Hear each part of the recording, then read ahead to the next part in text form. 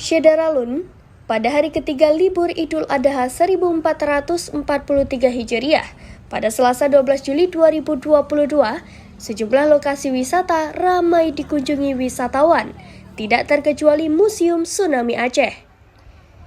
Meski sudah ditutup pada pukul 4 sore, namun para pengunjung tetap masuk ke halaman depan museum. Mereka mengabadikan momen dengan latar belakang Museum Tsunami. Seperti diketahui, museum buka dari hari Sabtu sampai Kamis, dari pukul 9 sampai 12 waktu Indonesia Barat dan pukul 14 sampai 16 waktu Indonesia Barat. Lonjakan pengunjung ke situs tsunami di Banda Aceh ini pada hari Lebaran memang terjadi setiap tahunnya. Museum Tsunami dibangun oleh Badan Rehabilitasi dan Rekonstruksi atau BRR Aceh Nias mulai 2007 dengan dana sebesar 70 miliar rupiah.